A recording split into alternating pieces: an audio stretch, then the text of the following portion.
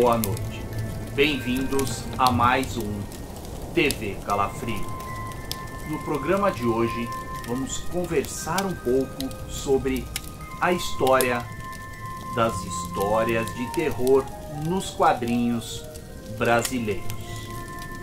E para isso, temos um convidado especialíssimo. O professor Nobushi Nen vai conversar comigo e com o Daniel sobre nossas impressões de como foi a trajetória dos quadrinhos de horror aqui em terras tupiniquins. Fique aí! Não se atreva a deixar o programa antes do final, porque ele está começando logo depois da nossa vinheta. TV Calafrio. Opa, galera! Boa noite! Bem-vindos a mais um TV Calafrio. Boa noite, Daniel. Tudo bem?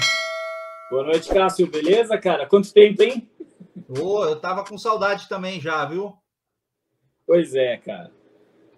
Eu também tô com saudade. Eu acho que a gente chegou a conversar, né? A revisão, principalmente da edição aí para dezembro, tomou muito espaço.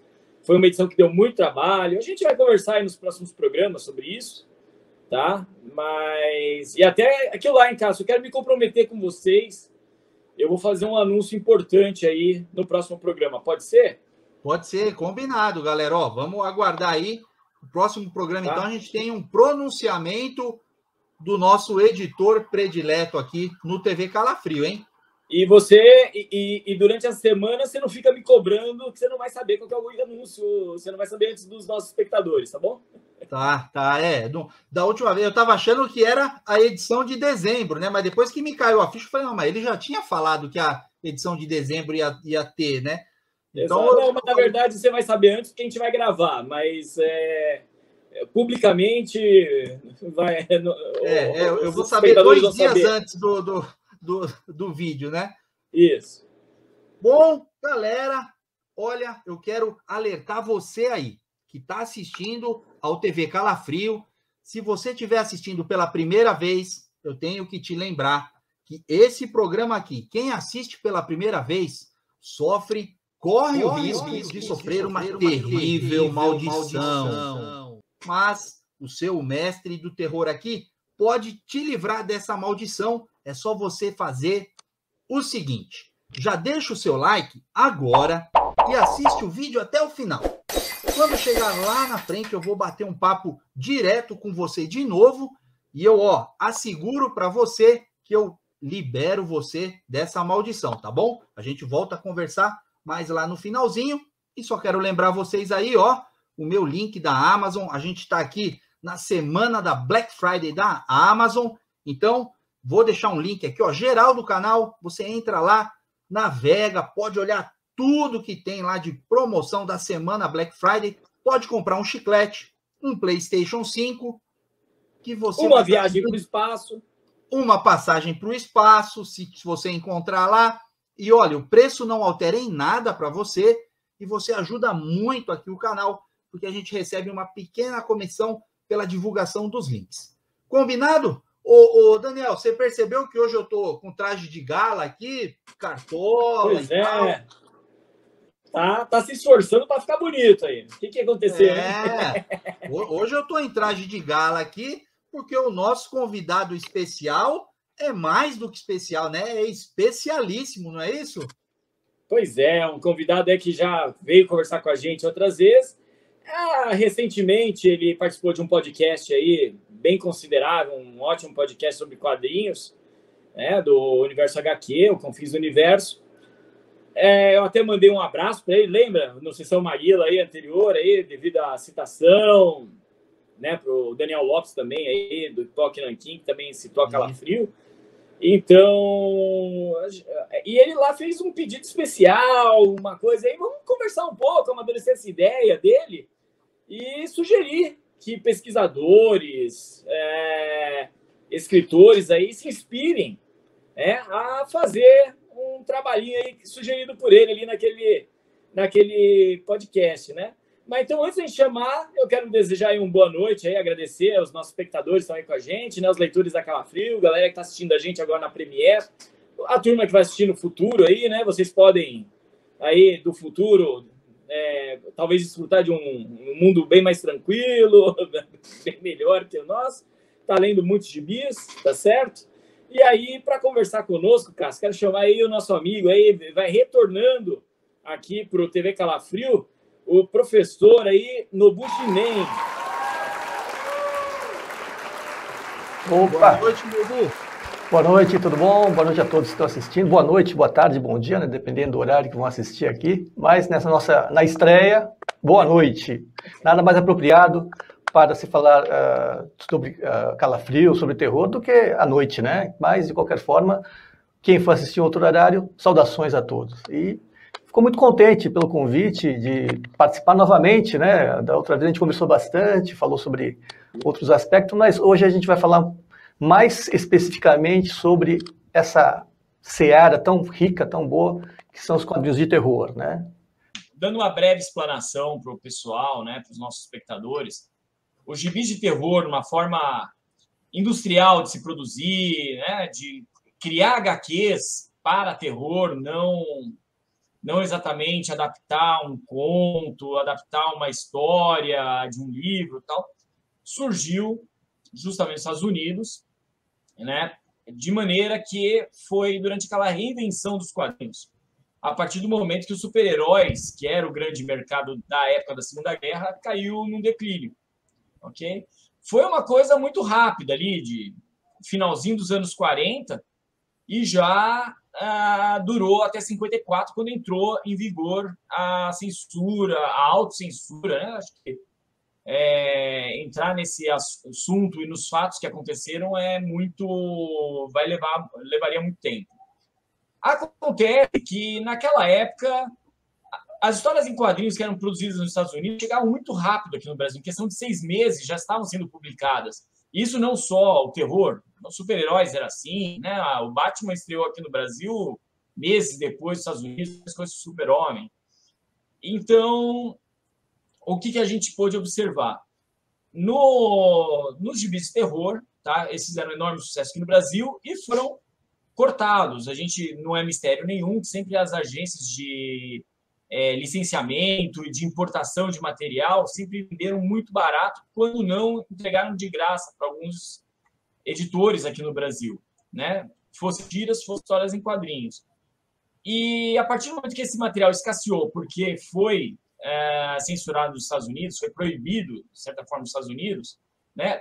Por mais que tivesse muito material já disponível aqui no Brasil, foi interessante o quê? Estimular os estúdios a produzirem histórias em quadrinhos.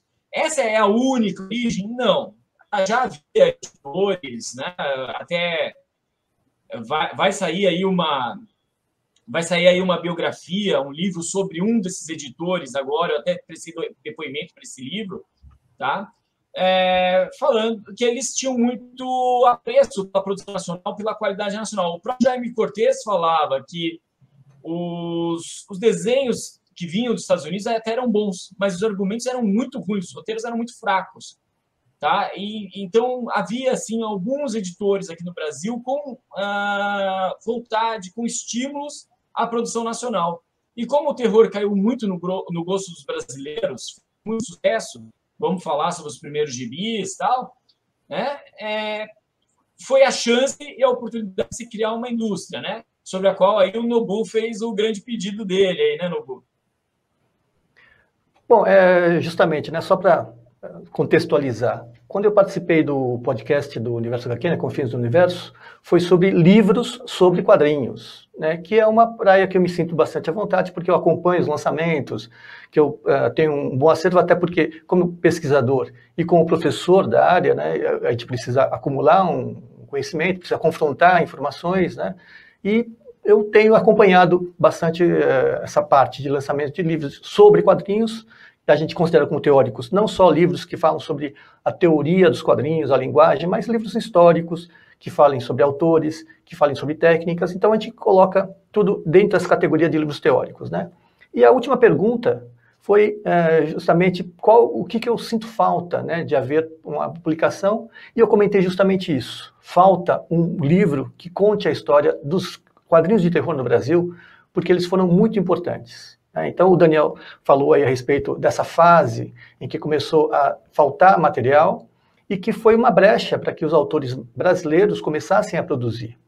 Isso não existia, você não tinha assim, um mercado brasileiro de quadrinhos como não existe até hoje. Sempre, em alguma das pontas, vai haver alguma intervenção estrangeira, uma editora estrangeira, uma distribuidora. E na época em que os quadrinhos de terror se consolidaram, né, nos anos 50, por causa dessa carência de material estrangeiro, então havia uma demanda, passou-se a produzir no Brasil. Então, eram editoras, pequenas editoras brasileiras, com distribuição brasileira, com autores brasileiros fazendo histórias em quadrinhos, e o público, né, também, obviamente, brasileiro. Então, as poucas vezes em que houve um mercado, né, em que todos os elos eram compostos autenticamente por brasileiros, né, autores, editores, leitores brasileiros, foi no ciclo de terror. E não foi só esse ciclo, né, que eu acho interessante a gente abordar. Nós tivemos vários ciclos de terror porque, por algum motivo, né, não sei se porque a origem rural do povo brasileiro é muito ligada a essas histórias de assombração, né, do interior, que depois a pessoa vem para a cidade e começa a espalhar esses relatos, né, tanto é que nós temos as lendas urbanas, né, ou seja, mesmo nas grandes cidades, nós temos histórias de terror, né? Em São Paulo o pessoal diz que o Teatro Municipal é mal assombrado, que existem fantasmas, que faz barulho lá. Então isso mexe muito, né, com o leitor brasileiro. Aliás, no mundo inteiro, né, porque o quadrinho de terror japonês também é fantástico. Essa fase justamente que foi interrompida com a instituição do Comics Code, né, com o Código de Ética lá dos Estados Unidos. Mas, de qualquer forma, sempre teve um apelo muito forte. Tanto é que, até hoje, né, existem publicações de terror. Né, e o Daniel é uma das testemunhas de que existe ainda um interesse por esse tipo de leitura.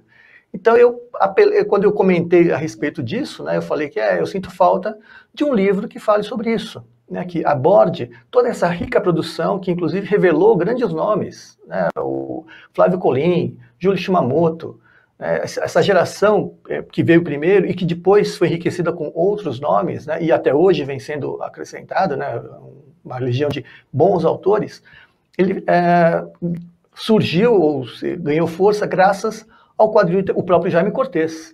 Sim. Né, que ele fez poucas histórias em quadrinhos, né, ele fez mais capas, mas há várias histórias curtas de uma página que ele fez, né, e tem os grandes clássicos, né, Retrato do Mal, que é uma história de terror, e que é reverenciada até hoje, foi feita até uma produção em desenho animado do Márcio Paixão, né, lá em Goiás. Então, os quadrinhos de terror, eu acho que eles merecem esse reconhecimento, ou seja, uma obra que faça todo esse levantamento dos autores, das publicações, e coloque no devido lugar, né, a importância que esses quadrinhos sempre tiveram. É que assim, o Márcio, eu não sabia que ele tinha feito já a animação do Retrato do Mal. Eu assisti já a do Ogro, né, do Shimamoto, ele exibiu ali na BD. E achei muito legal o seu comentário sobre os nomes, porque, vamos lá, inicialmente acho que foram só as editoras de São Paulo que estiveram envolvidas aí com os quadrinhos de terror. Acho que o Rio de Janeiro, que tinha as grandes editoras, chegou mais ali na década de 60, 70, né? Que foi principalmente a VEC e a Block.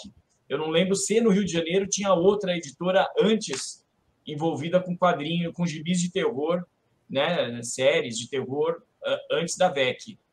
Tá? Não lembro. Agora, realmente, as editoras da Moca, as editoras paulistanas, elas estavam bem envolvidas, elas estavam, né, e contratando. E aí, quando você fala dos nomes, é interessante, porque o Jaime Cortez e o Zala eram dois que se surpreenderam com o mercado para os quadrinhos de terror, porque nos países deles eles falaram, na Argentina não existe, o Zala falava que na Argentina não existia o quadrinho de terror. E o Retrato do Mal, o seu Jaime Cortez já havia desenhado uma versão em Portugal, mas ele mesmo também afirmava que não havia o mercado de quadrinhos de terror em Portugal, né? É. Eu acho que grande parte dessa influência foi justamente a produção americana, né, e no Brasil ela chegava com muita força, até porque chegava muito barato, né, você mesmo comentou que às vezes era de graça, e justamente para não dar isso acabou inibindo a produção nacional, né, quando deixa de ter esse material e o público ainda continua querendo ler, essa é a grande oportunidade, né, então eu acho que foi muito oportuno, né, que tivesse acontecido essa autocensura, né, que as próprias editoras se impuseram, porque pelo menos para isso serviu, né, para revelar para o mercado o quanto os quadrinhos de terror, né, eram importantes, como havia leitores para isso. É importante falar que a primeira editora a publicar quadrinhos de terror no Brasil foi a La Selva, né, e ela usou um título que era de um super-herói, né, que era o Terror Negro. Terror Negro. Uhum. Essa foi a primeira. Trouxe ali histórias de editoras pequenas dos Estados Unidos, né? É aquele material que era despejado na praça. E aí foi a origem de tudo. Aí depois surgiu um título, O Terror Negro, né? Porque no começo era publicado foi os primeiros números daquela revista O Cômico Colegial da La Selva, com o título que era O Super-Herói mesmo.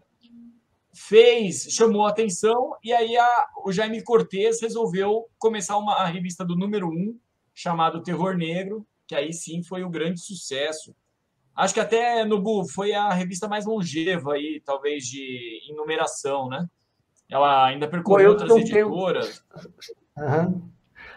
Eu queria, assim, fazer um comentário sobre essa Cômico Colegial, que era uma publicação também que teve um grande número, e publicava, algumas edições eram o Spirit, né, com o nome do O Espírito, tinha Faroeste, tinha Contos de Fadas, né, então eu recorri a alguns números do Conto de Fadas porque tinha historinhas com personagens negros, né, dentro da minha pesquisa. Então é muito interessante isso, né, ele tinha esse nome, essa chancela, mas tinha títulos variados. E tinha um outro também, diversões de vida, outro tipo de coleção, que também tinha outros títulos, né, e não um único, vários títulos e vários gêneros, né. Teve essa fase final dos anos 50, anos 60, foi até um pouquinho dos anos 70, mas no Rio de Janeiro, de fato, que eu me lembre, a Ebal não investiu pesadamente nisso, né, as grandes editoras de lá, só que foi o surgimento de uma revista chamada Cripta, pela Rio Gráfica, né, que aí deu uma alavancada no terror novamente. Ele estava mais ou menos enfraquecido, né? Sempre tinha um ou outro que continuavam editando um título ou outro, mas com a Cripta, com o sucesso da Cripta, que na verdade era uma produção que ela republicava histórias da Eerie e da Creepy, de uma editora americana chamada Warren, né?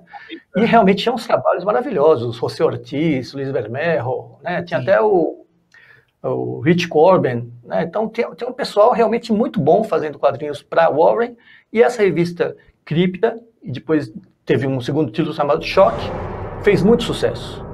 Com o sucesso dessas revistas, a VEC, a IRA, o OTA, né, o Tacílio, lança a Espectro. A princípio também só com material estrangeiro, né, material de outras editoras da Charlton, material mais antigo. Depois é que ele começa a recrutar autores nacionais, e aí que ela ganha uma dimensão também muito grande. O próprio Júlio Shimamoto passa a produzir para ela, o Rodival, né? Então tem essa fase, né, que depois vai ser estendida com a Spectrum e depois vai para a Grafipar, né, que também eu acho que são nomes que a gente também precisa sempre lembrar. Então, lembrando sempre, né, que essa fase das editoras paulistanas, né, pequenas, nos anos 50, aí a VEC com a Spectrum, a Grafipar com esses títulos, e um nome fundamental, que o próprio Daniel já citou, que é o do Zala, com a The Art, né, que ele persistindo na publicação da Mestre do Terror e a Calafrio. Né, alguns materiais mais antigos, né, que ele republicava, e alguns autores que surgiram também, né, eventualmente, que ele também publicava. Então, foi um trabalho que eu admiro muito, infelizmente já falecido, né, mas eu lembro quando eu fui buscar, acho que comentei até, né, quando eu fui atrás dos exemplares atrasados que eu não tinha, da Calafrio, e eu, pelo endereço, eu achava que era uma editora na Avenida Brigadeiro Luiz Antônio. Era um apartamento do Zala. Né? Então ele fazia, assim, na casa dele, no apartamento dele, ele recebeu. Então para você, eu imaginava não, que era editora, pelo menos tivesse uma sede, um escritório, né, que tivesse lá os funcionários, ele praticamente fazendo a edição sozinho, que o Daniel, então, vai mantendo essa tradição, né, de fazer uma coisa. É isso que eu ia falar, o quase Daniel que manteve a tradição da The Art, né? Justo, e mantendo bem, eu acho isso fantástico, eu acho maravilhoso. Agora, sem estrutura para funcionar.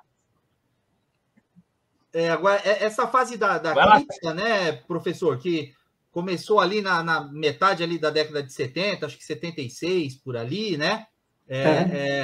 Ali, o quadrinho de terror, como o professor mencionou, ele tinha dado uma queda, né? Do começo da década de 70 ali, tinha dado uma queda, e foi aí, e foi na Cripta que, eu lembro, a Cripta, eu era garotinho, eu tinha 5, 6 anos de idade, tinha propaganda na Rede Globo, quando foi lançar o número 1. Tinha lá, todo dia é sexta-feira, toda hora é meia-noite, Cripta, não sei o quê, dia tal, nas bancas. Então, assim, foi um marketing também bem grande ali, que eu acho que ajudou também a trazer esse público que estava sentindo falta, né, desse tipo de quadrinho, né? Para você ver como existia uma demanda, né? Ou seja, os quadrinhos de terror sempre teve um público, às vezes diminuiu um pouquinho, porque às vezes o que acontece é que o mercado satura demais, né? Porque o pessoal vê que dá certo, e aí começa um monte de gente investir naquilo, e aí é o que foi acontecer com os super-heróis, né? Por que houve aquela queda no final dos anos 40, né? Logo não é só por causa do fim da guerra, é porque realmente tinha muito super-herói. É claro, alguns se mantiveram, ou seja, o público ainda estava interessado, mas não para comprar 50 gibis com o mesmo tema, com o mesmo tipo de aventura, né? Então, o terror aconteceu a mesma coisa, mas, né, havia um público que estava interessado e já não tinha tantas publicações à venda. E quando surge a Cripta, com aquela qualidade, né, porque é o que o Daniel também comentou, o que muitas vezes a gente tem um traço muito bom, mas o roteiro é meio deficiente, né? E a Cripta, assim como as histórias da EC Comics, né, que, segundo alguns, foi o grande alvo, né, daquela campanha contra os quadrinhos, né, foi a EC Comics porque trazia roteiros que eram inovadores. A gente pega histórias daquela época que são atuais, né, falam de racismo, falam de situação social, de uma série de críticas, e que, se levadas ao pé da letra, né, se você ler aquela história sem a fina ironia que está embutida no roteiro, você mete o pau, que foi o que o Vertan fez. Né? Ele fala, essa história é racista, coisa e tal, mas, poxa, é justamente o contrário, ele está fazendo uma crítica. Exatamente, era uma crítica. Tinha violência, tinha sangue, né? E isso foi usado. Tinha elementos violentos ali, tinha crime, né? Algumas coisas que as autoridades não queriam também que fosse de divulgação generalizada, né? Que fossem assuntos que tivessem ao alcance de todos, né? A serem discutidos, e ainda mais por crianças. Então, eu vejo que isso aí também provocou muito. E, sem dúvida, a exemplo do que a gente vê hoje, era um ponto fácil de atacar, era uma forma que poderia envolver a religião, a política, a segurança pública, usar todas essas bandeiras para atacar a vertente que estava sendo explorada ali por alguns empresários naquele momento. É o alvo fácil, né? Exatamente. É o cachorro fácil de bater, né? Porque justamente... É o elo mais fraco da corrente ali. Justo. Né? Uma revista que eu acho interessante, que para mim é uma referência fundamental, é O Grande Livro do Terror. Essa publicação, ela lista, né, todos os títulos desde os anos 50, os anos 70, até os anos 60, anos 70. Então, é uma referência muito importante, né? Eu acho que mereceria até, sei lá, fazer uma edição atualizada dessa publicação. E acho que meu fone caiu aqui. Bom. Essa edição eu vi na casa do professor Gamito, lá em Botucatu, Cássio. Eu não tenho essa edição. E o professor Gamito tinha acabado de vender na década de 70, né? Final da década de 70, essa edição foi publicada? Isso, é um catálogo gigante. É de 78. A proposta dessa publicação é maravilhosa, porque ela pega alguns autores, publica uma história antiga, no caso Júlio Shimamoto, né, e uma história recente, o Flávio Colim, né, tem alguns autores, e tem um conto do Luchetti, Rubens Francisco Luchetti. Estou apaixonado pelo Luchetti. Essa edição, segundo o Luchetti, ela tinha sido prometida, né, uma edição com o material dele, ilustrada pelo Jaime Cortez, então esse conto, né, é ilustrado pelo Jaime Cortez, que o Jaime tinha prometido para ele, né, fazer uma edição especial. E ele mostrou essa edição, olha, é o que foi possível fazer, que não foi só do Luchetti e nem só de Jaime Cortez, né. Então, é uma publicação fantástica, a editora Argus, né, não teve continuidade, isso aqui acho que era um almanaque especial, mas tinha o número 1. Não sei se havia intenção de haver o número 2, ou 3, ou 4, mas a proposta dela era muito bacana, né. Tanto é que tem aqui uma versão, deixa eu ver se toda analisada, toda da história, justamente, Retrato do Mal, em que é explicado quadrinho por quadrinho, né? Então, isso foi utilizado pelo próprio Márcio Paixão para fazer a animação dele, né? Então, essa revista aqui, ela, eu acho, né, que, não sei se teve o número 2, eu não conheço o número 2 se existiu, mas ela é muito importante, e seria legal, a partir dela, ter ela como referência, talvez para se fazer um almanaque anual, um almanaque semestral, né? Tá aí uma ideia para um editor, né? O editor aqui de revistas de terror, que quem sabe, né, ele assuma também mais esse encargo, né? Seria fantástico, eu acho que seria muito bem-vindo. Você está superestimando alguns editores. Não, porque aí poderia ser listado, vamos supor, tudo que saiu de terror naquele ano, né? Igual o Rubens Evaldo Filho fazia com filmes, naquelas edições da Video News, da 7 Vídeos, sei lá. Sim, então. O Rubens Evaldo Filho lançava todo ano uma... Era pequenininho, assim, parecia um cheque em pé, catálogo com todos os lançamentos em DVD, na época, em VHS, né, que começou lá na década de 70.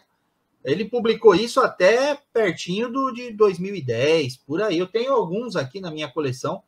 E é uma ideia bacana, hein, professor? Seria interessante mesmo. Fazer um almanaque desse e também, assim, pegar um autor. Você imagina, pegar um Rodival, um Mozart Couto, então uma história da época em que ele fazia para Espectro, fazia para Grafipar, e um trabalho recente, sei lá, inédito, né, que ele fizesse para publicação. Seria maravilhoso. Aí teria uma história analisada com mais detalhe, tecnicamente, né, a gente falando aqui ele usou tal ângulo para reforçar tal coisa, seria muito bacana. A ideia está dada. Né, e caberia até texto. Né? E aí, na década de 80, professor, a gente teve o boom, que como você citou, né, o saudoso Ota, né, ele começou ali lançando um almanacão dele, né, que para competir com a Cripta, ele lançou um almanaque de quase 200 páginas, né, um negócio assim, capa plastificada, um negócio mais até que luxuoso para a época, né, mas ele foi aos poucos ali levando o leitor, isso na minha visão, como eu sou já da década de 70, eu não tenho muito essa visão do quadrinho de terror antes disso, né? Eu peguei exatamente a fase da Cripta e tal, e os filmes da Hammer, que foi me apaixonando. E aí, quando eu comecei a ver artistas nacionais fazendo, assim, histórias de roteiros incríveis, né? Que fazia minha cabecinha pirar e tal, o Ota teve essa sacada de, aos poucos, ir inserindo ali o artista nacional, o quadrinho nacional, né, nas revistas dele. Em determinado momento, a revista ficou 100% quadrinho nacional e depois abordando temas nacionais, da religiosidade brasileira e tal. Isso também foi um marco bem importante, não foi? Eu tenho aí duas ressalvas a se fazer, né? É importante, de qualquer forma, ter produção nacional, né? Eu defendo muito o quadrinho brasileiro, eu acho que tem coisas de extrema qualidade, coisas muito boas, mas é claro, né? Da quantidade você tira a qualidade, isso é estatístico, né? Então, a produção aqui, que tem essa grande popularização, grande vendagem, é muito baixa ainda. Não dá para comparar com o Japão, com os Estados Unidos, né? Mas, de qualquer forma, nós temos um potencial muito forte, tem muitos autores muito bons e uma qualidade que merece ser reconhecida. Agora, quando a gente fala de religiosidade, o problema é que, às vezes, embute preconceitos. Né? Por exemplo, tinha um número da Spectrum, né, que falava de macumba, e quando você vai falar de religiosidade afro-brasileira, né, ou de matriz africana, quase sempre associado àquela coisa de vou invocar os Exus, né, fazer o mal, fazer uma macumba, quando na verdade não é isso. Né? Quando, na verdade existe. Sim, mas levando para o contexto da época, né, claro que hoje, assim, hoje tem um monte de quadrinho que a gente não leria, né? Tipo, o que eu cito aqui sempre, os Trapalhões, hoje já não o tipo de humor, né, e tal. Mas naquele momento ali, naquela contextualização, talvez tenha sido importante, não digo que correta, né? Porque na visão nossa de hoje, a gente vê que realmente tem muito estereótipo ali, né? Tem muita forçação ali, né? Mas assim, naquele momento, para trazer aquele público que estava sentindo falta disso, talvez tenha tido ali a sua importância, e depois a própria VEC acabou se saturando, né, no número de publicações que ela acabou colocando na banca também, né? A VEC, gozado, né? Pessoal comentando sobre o Otacílio, coisa e tal, aí fala da Spectrum, fala da MED, né, da importância que teve, até fugir um pouquinho do assunto, eu até separei aqui, mas na verdade, para mim, o Otacílio teve importância por causa dessa revista aqui, que é a Eureka. Né? Essa revista, ela fez a minha cabeça, e esse número especificamente tem uma matéria sobre o Milton Kenneth.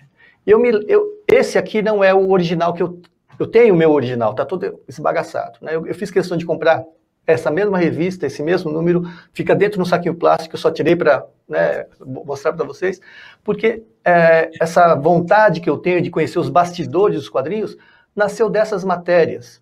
Da própria Spectrum, quando ele foi publicado o Retrato do Mal, tinha uma fichinha com a biografia do Jaime Cortez, tinha até um retrato dele desenhado, eu tinha esse número, né, o número 2 da Spectrum. Então, essas matérias que falam sobre quadrinhos também, para mim, foram muito importantes.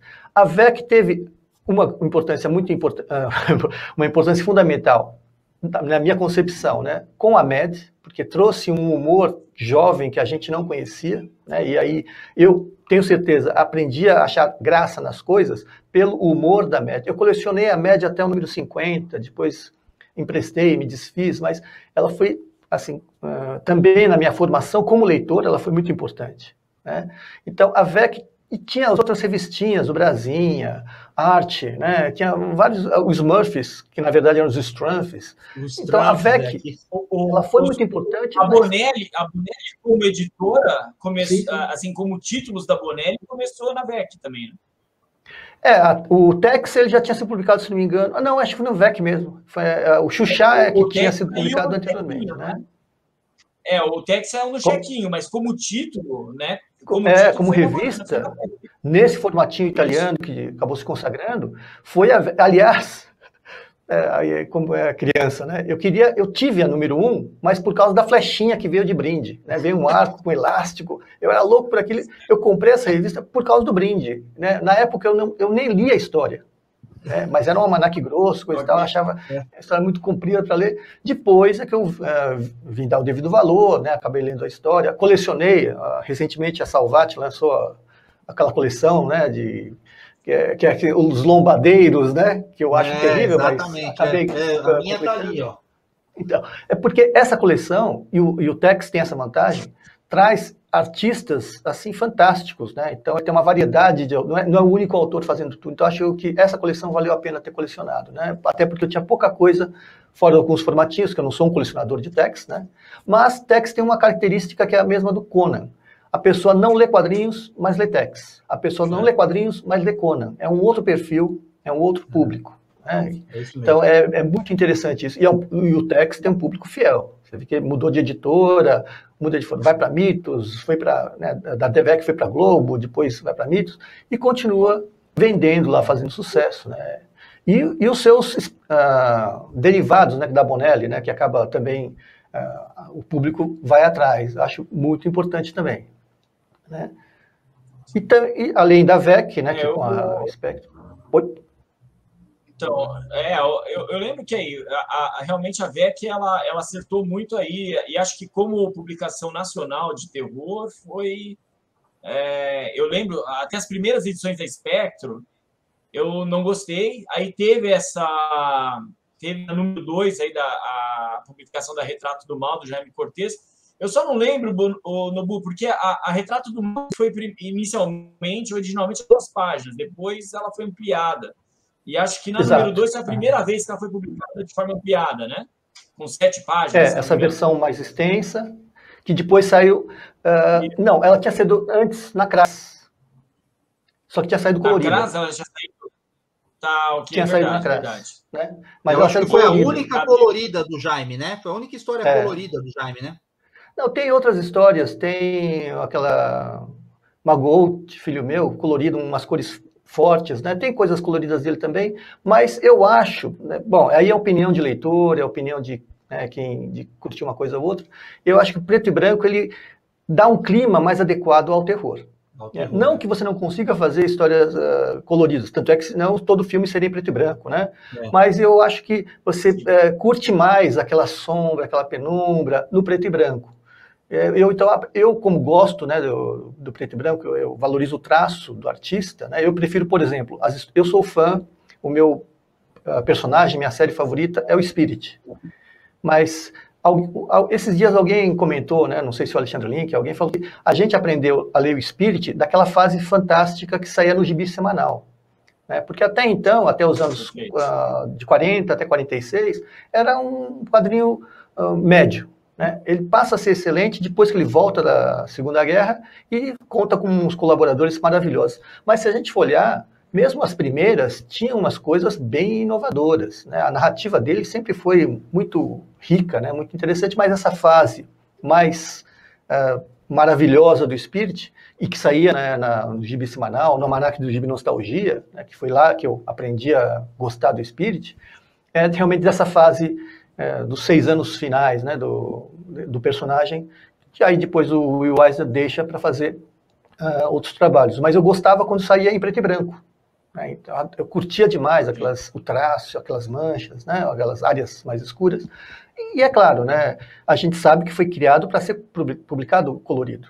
Né? O Spirit saía naqueles suplementos, era um gibi fake, né, porque era um jornalzinho no formato de um gibi. E aí é outro lance de genialidade dele, porque os suplementos dominicais não tinham capa, né? Você já colocava uma série como uma página, sei lá, do Príncipe Valente, ou uma página do Flash Gordon, então era o episódio da semana. Só que ele sacou que, como aquele formatinho parecia um gibi, a primeira página tinha que funcionar como uma capa. Né? Por isso que os primeiros quadrinhos têm um quadro maior, bem desenhado, e já tem a função, é uma splash page, né? Mas que tem a função de uma capa. Por isso que a palavra Spirit aparece sempre desenhada diferente, como se fosse o cabeçalho, né? Como se fosse o título. Então, o Will Eisner foi genial, né? Ele realmente foi um dos grandes nomes dos quadrinhos. Na minha opinião, o Spirit é maravilhoso e gozado. Tem uma história na revista Choque, que né, tinha a Cripta e tinha a Choque. A irmã da Cripta, né? Que fez sucesso com a Eerie, né? Depois eles pegaram o material da Creep e também lançaram, né? Tanto é que os bonecos, os mestres de cerimônias eram diferentes, né? Um era mais gordinho e o outro era um cabeludo mais alto, né? Então, na Choque saiu uma história do Bernie Wrightson, que é o Argelado, Ar Frio, que eu gostava porque me lembrava muito o Spirit, né? Essa história me marcou bastante, eu achava ela fenomenal. Se não me engano é do Lovecraft, né? Não tenho certeza, o texto. Né? Mas o desenho é do Bernie Wrightson, que também era um cara fantástico, né? Ele tem o Frankenstein, né? O livro que ele ilustrou, que é bom demais. Né? Foi da Marvel, né? Foi a Marvel que publicou. Eu tenho ele em espanhol, esse livro aí. Esse eu não tenho, saiu. Ele foi lançado aqui no Brasil, mas eu não peguei também. Eu perdi. Essa aí é uma das grandes lacunas da minha coleção. Né? Eu também não tenho eu comprei no ano 2000 ali na Argentina. Tá? Comprei na Argentina o meu. Não sei se são Argentina, mas ele foi publicado pela Marvel. Esse daí nos anos 90. Eu não sabia que era da Marvel, né? Esse Porque livro. é um trabalho muito ousado já, né? Para a época, assim. Sim. E aí o professor estava dos anos entrando 90. aí, e aí o professor estava entrando aí na Grafipar, né? Que ela surge ali naquele período ali, finalzinho de 79, comecinho da década de 80, na verdade, acho que o maior volume ali, que era quando a VEC já dava os primeiros sinais ali de cair, o mercado se mantendo ali com a chegada da Grafipar, né? E do Zala em 82, é isso, Daniel? 81. Finalzinho de 81, né? Aliás, o Zala é aquilo lá, a origem da The Art foi justamente o Zala querer levar histórias para o OTA para ser publicada pela VEC, né? Esse foi o início da The Art. Aí o Paulo Marti deu incentivo. Ele era chefe do Zala e falou: olha, cria sua editora e eu imprimo as revistas aqui na minha gráfica. E esse foi o início da The Art. Que ideia maravilhosa. Bom, aparece... Apesar do Zala ser o maior nome, tem que agradecer muito a outros 4 nomes, né, importantes nessa, e que não aparecem, 2 aparecem bastante, mas o Miguel Penteado e o Paulo Marti foram essenciais. Talvez a Calafrio e a Mestres não teriam sido tão longevas sem esses 2 nomes. E óbvio que daí na questão de edição, o Tony Rodrigues para Mestre Terror e o Reinaldo Calafrio. Né? Foram esses 4 nomes assim que orbitam as revistas, né? Mas o peso deles e importância para o que foi a Calafrio e a Mestre Terror é tão grande quanto o Zala, tá? Então, às vezes, justamente, o que aparece, né, no expediente ou que se torna figura pública é o de uma pessoa. Mas, claro, né, sempre tem pessoas por trás que agem nos bastidores ou que, de alguma maneira, incentivam aquele trabalho e que viabilizam esse trabalho, né? Então, aqui, às vezes, eu vou citar um exemplo do Toninho Mendes, né, que é da editora Circo, que, na minha opinião, viabilizou os melhores trabalhos de Angeli, Laerte, Glauco e Luiz G., né, respectivamente nas suas publicações que tiveram. Porque uma coisa é você ter as tiras, ter páginas eventuais, mas histórias mais longas, né, de 7, 8 páginas, onde você pode desenvolver melhor uma narrativa, aprofundar um pouquinho mais aquele personagem. Poxa, se não fosse a Circo, eu tenho certeza que não se atingiria esse grau de excelência que esses autores, né, no caso a autora, né, incluindo a Laerte, atingiram. O editor, ele é mais do que uma pessoa que simplesmente junta o material, dá uma ordem naquilo lá e coloca para vender, né? Ele tem esse critério de pedir trabalhos, de viabilizar trabalhos, e às vezes é injustiçado, né? Então, é difícil, é um papel complicado, porque o Daniel deve saber melhor do que eu, né? Você lida com artistas, né? E artistas têm aquela questão, eu te prometo para daqui 2 semanas. Você cobra o cara, ele nem começou a fazer, e a revista tem que sair, né? Porque tem uma periodicidade, tem um prazo. Por isso que, no mercado americano, né? O pessoal tem vários brasileiros trabalhando lá. Trabalha, ganha bem, ganha em dólar, mas... olha, tem que entregar 20 páginas. E é no prazo, porque se você não entregar o desenho, o arte finalista não termina. E aí, se o arte finalista não faz, o colorista também perde o timing dele. Né? O letreirista também. E a gráfica está esperando o produto fechado também. Então, é extremamente profissional. Você faz com uma antecedência. É uma linha de produção mesmo, né, lá. É uma linha de produção, assim como...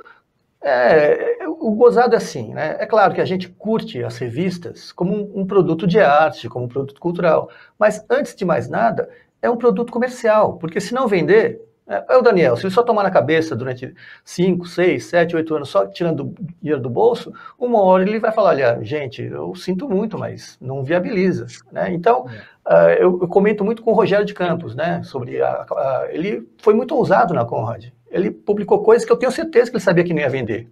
Mas também tinha Cavaleiros do Zodíaco, mas também tinha Dragon Ball, porque isso você sabe que vende, né? Então, precisa ter esse equilíbrio, né? Você vender alguma coisa que te dê esse fôlego, né? Te dê o fôlego financeiro, para investir realmente em coisas que você sabe que são ousadas, que são inovadoras, que são fantásticas, porque você tem esse feeling.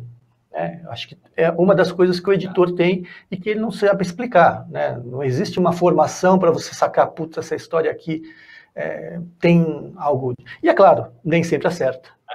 Não, tem editor aí que tem umas, como é que eu posso dizer, umas surpresas aí, umas facadas aí, que não é fácil não, viu, professor? Tem editor aí que tá assim, ó, lutando com umas facadas nas costas, mas tá lá, tá firme. Tá resistindo. Mas esse editor só reclama quando já leva a facada. Antes de levar, ele não reclama. Exatamente. Já tá tudo certinho, tudo bonitinho. Na hora de bater o martelo, os caras chegam e falam, ó, só que, amigão, vai ter que ser diferente do que a gente combinou aqui. E aí o editor... Agora você tá na minha mão, o cara fala assim. Agora, o professor, agora conta um pouco para a gente aí, seguindo aqui na cronologia, né? A experiência Grafipar ali, né? Aquela que foi uma inovação, acho que depois daquela experiência, daquele jeito que foi feito ali, da vila e tal, não sei o quê, acho que nunca mais se repetiu. E tirando o Daniel, que é meio louco, ele vai ainda fazer a vila dele lá em Indaiatuba, eu acho que nunca mais vai se repetir aquela experiência, né? Tem 2 bons livros, né, que falam sobre essa experiência da Grafipar. Um do Jean Danton, que foi roteirista, que escreveu para a Grafipar, e tem um livro do Gonçalo Júnior, que é Maria Erótica, né, que fala sobre a Edrel e fala da experiência da Grafipar, conta toda a história, como é que ela surgiu, que é bastante interessante. Aí entra aquela questão também da sorte, né? Porque a Grafipar, ela nasce como uma editora para fazer revista erótica, revistinhas masculinas, mas resolve investir em humor gráfico e está lá, morando em Curitiba, fazendo um outro trabalho, o senhor Cláudio Seto. Aí, ó, então, esse livro aqui é o do Jean Danton, né? Aí, a capa é muito parecida com o livro Maria Erótica, né, que é a continuação do Guerra dos Gibis, do Gonçalo Júnior, saiu pela Peixe Grande, a editora do Toninho. Nesse livro, eu trabalhei, fiz uma revisão técnica, né, então eu li mais do que 2 vezes o livro do Gonçalo Júnior, né. Então, ele foi justamente, né, casou o interesse da editora em investir em quadrinhos e uma pessoa, que era o Cláudio Seto, que defendia os quadrinistas brasileiros, né? Então, eles contam no livro, né, que a Grafipar comprava direitos de publicação de histórias estrangeiras, né, italianas, de quadrinhos eróticos, só que o Cláudio Seto engavetava isso, né, encomendava para o brasileiro fazer e falava, olha, tem um brasileiro fazendo uma qualidade melhor. E ele boicotava esse material estrangeiro, porque ele queria dar espaço para os brasileiros. Então, isso realmente dependeu desse cara, né, a importância que ele teve nessa fase, que ele chegou a fazer reuniões em São Paulo, foi para o Rio de Janeiro, convocava o pessoal e garantia, se vocês quiserem, eu tenho trabalho para o mês inteiro. Então, foi realmente, eu imagino que tenha sido a última vez que se juntou um grupo de autores que viviam só fazendo quadrinhos. E essa vila, né, que juntou 4 ou 5 autores que saíram de suas cidades, né, o caso do Franco, o caso do Gustavo Machado, saíram das suas cidades e foram morar em Curitiba, né, o Watson Portela, né, foram morar numa rua vizinhos uns dos outros, né. Então, imagina o clima com que era, né, de festa.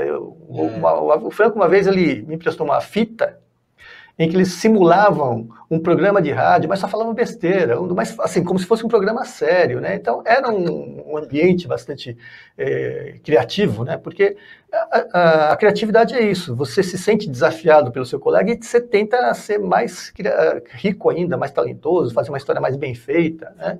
Então, não foi só terror, mas também terror, né? E nomes como Rodival Matias, né?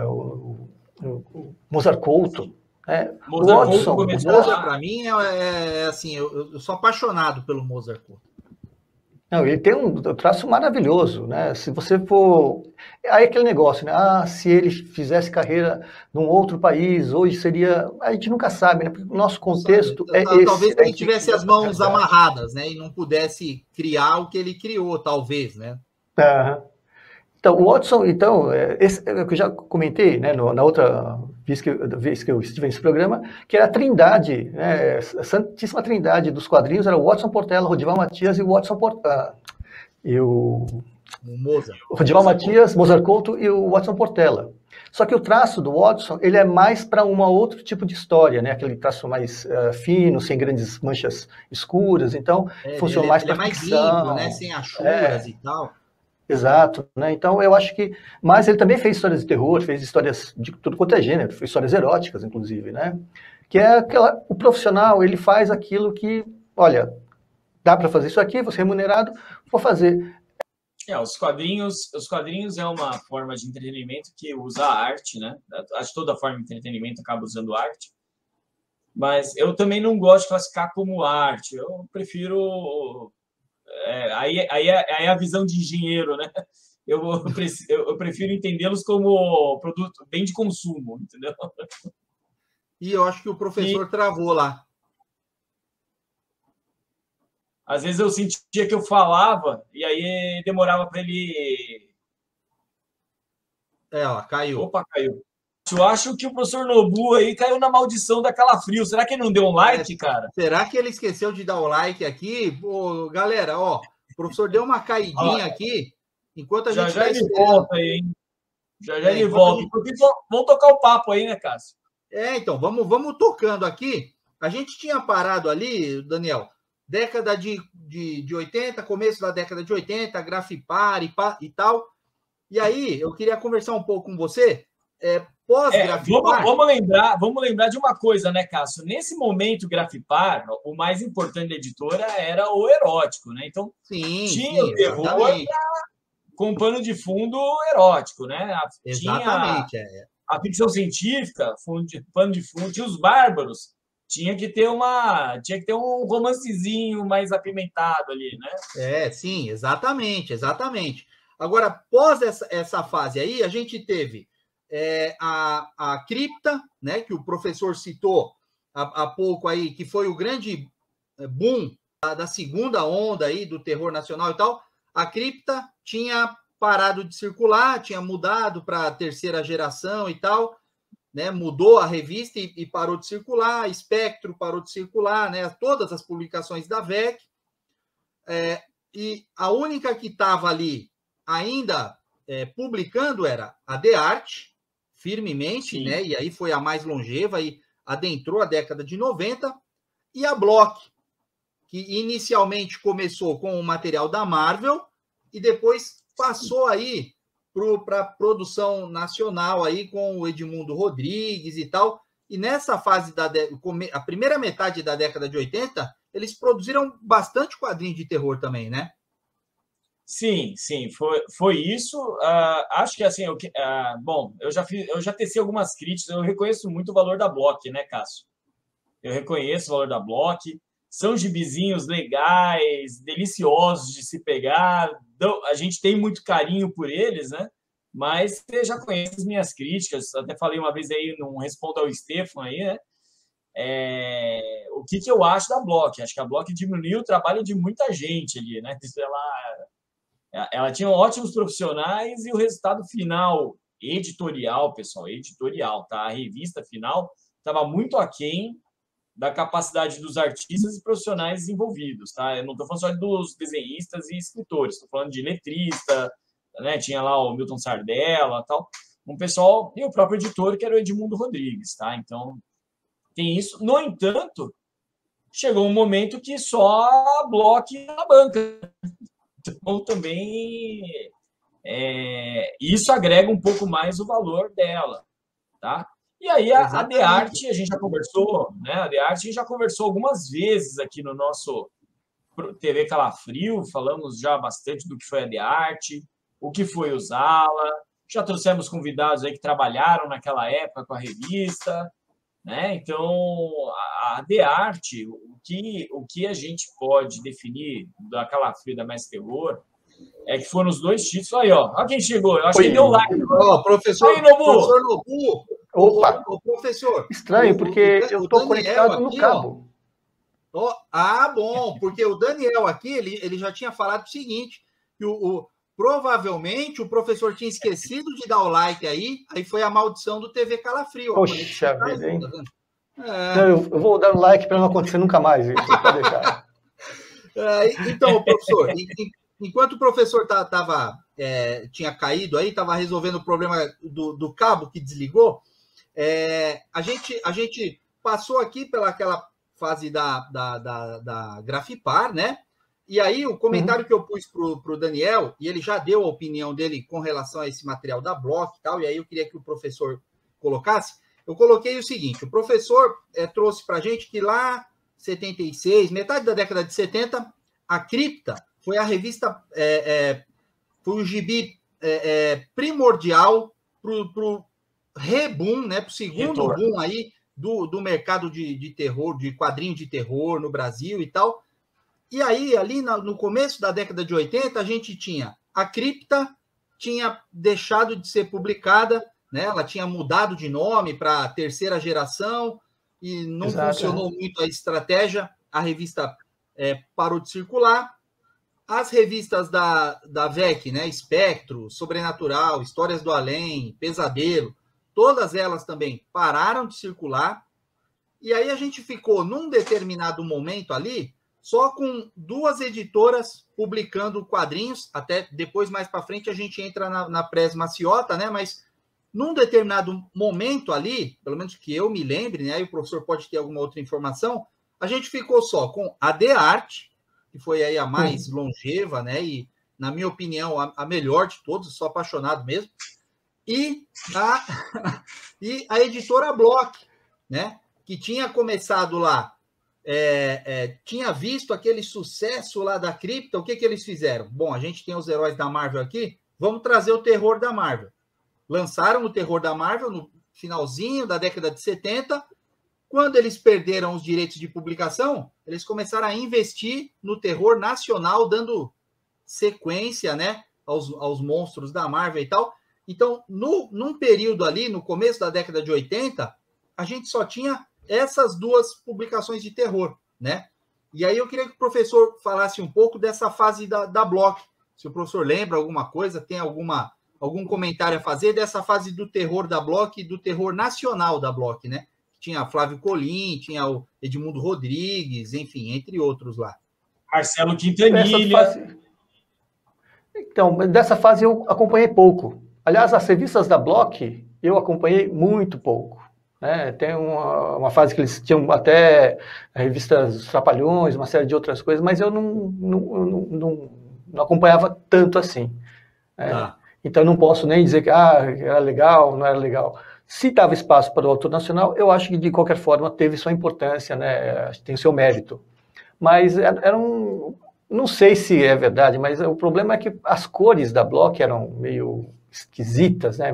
Aí o pessoal até falava que eles usavam os gibis para limpar as máquinas antes de imprimir a manchete, né? Mas o resto da manchete Ô, Daniel, passa para o professor aí o comentário que você tinha feito. Vou pedir desculpa para o pessoal que está acompanhando aí, vocês já ouviram esse comentário do Daniel, mas só para o Daniel situar aqui o professor, da opinião dele também com relação a esses quadrinhos da Block aí, que na minha visão foram importantes porque era o que tinha de terror na época.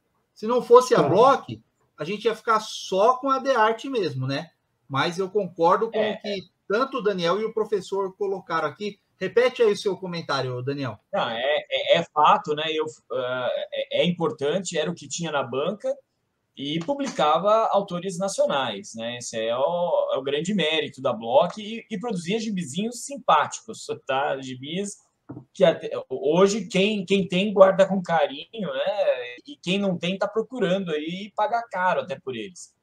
A questão, Nobu, aqui, aí sim, do ponto de vista da arte e do trabalho dos profissionais envolvidos, a minha opinião, vamos lá, vamos falar, ali a gente tinha Marcelo Quintanilha, tinha Flávio Colim, tinha Júlio Shimamoto, né? Omo Bono, né? Muita gente boa. E se a gente for olhar, analisar, a Block, editorialmente, ela diminuiu o valor de todas essas pessoas. Na parte editorial, digo, o resultado editorial estava muito abaixo. Vai lá, letristas, eles tinham Milton Sardella, né? A Block, ela diminuiu o trabalho artístico de todos os envolvidos. Essa é a minha crítica à Block. elogios tenho muitos, assim, também, né? Então, acho que até o editor era o Edmundo Rodrigues. O trabalho dele não reproduziu a capacidade que ele demonstrou durante toda a carreira, sabe? Então, essa é a minha crítica a Bloch, não óbvio, ao fato de publicar quadrinhos. Né? Certo. Foi melhor ter publicado do que deixar de publicar o que publicou, entendeu? Com certeza. Né? Pelo menos manteve o mercado aceso, né? O pessoal produzindo e vendendo, né? E sendo remunerado, imagino, para fazer material. Exatamente. Não, eu só cito, tá, que eu digo assim, a qualidade artística das pessoas e profissionais das pessoas envolvidas foi diminuído no resultado final da Bloch. Queria que a Bloch estivesse publicando até hoje aqueles gibis, entendeu? Mas uma qualidade um pouquinho melhor, né? Tudo bem, a qualidade ia mudar, a qualidade ia melhorar, com certeza ia evoluir. Agora seguindo um pouco aqui a régua cronológica aí, logo depois disso a gente teve aí o surgimento, né? Eu vou colocar assim, aí vocês vão me corrigindo aí, que eu sou só o leitor e o que eu lembro aqui, né? A gente teve o surgimento da Maciota Press, que até hoje é meio confuso para mim, né? O que era um, o que era outro. O Franco já conversou aqui, já me explicou, mas eu não consegui entender muito bem. E a Nova Sampa, que eu acho que foram as duas últimas, antes da Ink Blood Comics, e aí se tiver me faltando alguma, vocês me recordem, mas assim, eu acho que foram as duas últimas editoras a investir pesado no mercado, né? Pesado, logicamente, com as proporções das épocas e tal. Que foi a Maciota Press, enfim, e todas as publicações. E a Nova Sampa, que também trouxe coisa interessante. Tem uma série do Drácula, da Nova Sampa, que eu sou apaixonado. Uma série de 5 números. Eu adoro aquela edição, que é meio estilo mangá. Da Neide Redway, né, que desenha? Isso, exatamente da Neide. Eu sou apaixonado por aquela série. Para mim, assim, é uma das melhores coisas de Drácula que foi publicada aqui no Brasil. É aquela série lá. Cássio, é importante falar que essa fase de terror, vamos lá, tanto da Press Maciota, ela tem origem na Grafipar, né? Porque também publicava muito material erótico, essa editora. Acho que eu tenho a impressão que esse material já tinha sido, até boa parte desse material já tinha sido feito para a Grafipar, ele não foi publicado pela Grafipar, e o Franco teve acesso a isso, tá? Tanto da Pré quanto da Nova Sampa. Agora, a duração delas, dos quadrinhos de terror das duas, foi entre o funcionamento da arte, né? Sim. Agora, Bloch, né? A Bloch, os últimos números, também foi no começo da década de 90, né? Coincidiram com a The Art. Agora, eu agradeço você citar a Ink Blood, mas Ink Blood é uma editora independente, né? E a gente tem a Draco fazendo um ótimo trabalho aí, né? Então, por isso que eu falei para vocês trazerem para mim aí, mas periodicamente a gente não tem mais, né? Assim, uma publicação periódica de terror. Que tem Mestres do Terror e Calafrio só, né? As outras são álbuns, inclusive. Entendi a diferença. Acho que quem publicou periódico publicou material estrangeiro. Como é que... E aí a pergunta para os dois, mesmo de quem é fã de quadrinho de terror, de filme de terror e tal. Como é que vocês dois veem o futuro do quadrinho de terror, né? Aqui no Brasil? Vocês acreditam que a gente ainda tem fôlego e tal, não sei o quê? Principalmente do Daniel, que vem fazendo aí, assim, essas duas revistas do Daniel, professor, assim, na minha opinião, são fantásticas. Eu sou apaixonado por essas publicações aí. E falo para ele e falo nas costas dele também, para todo mundo que eu mando essas revistas de presente. Né? Pergunta para ele se eu não pego mais de uma edição e mando de presente. Ele fala para mim, pô, Cássio, vende. Eu falo, não, eu quero distribuir. Porque, assim, eu sou apaixonado. Como que vocês veem o futuro do quadrinho de terror? Será que algum dia a gente vai ter um novo boom aí, graças a essa retomada aí já de 6 anos do Daniel? Como é que você vê isso, professor? Bom, então eu vou dar a minha opinião, aí o Daniel, com mais propriedade, vai falar sobre o cenário, né, as perspectivas para esse segmento. Eu ainda acredito que o terror, né, assim como o cinema, ele se renova, ele se recicla, ele tem... os sustos são diferentes, né?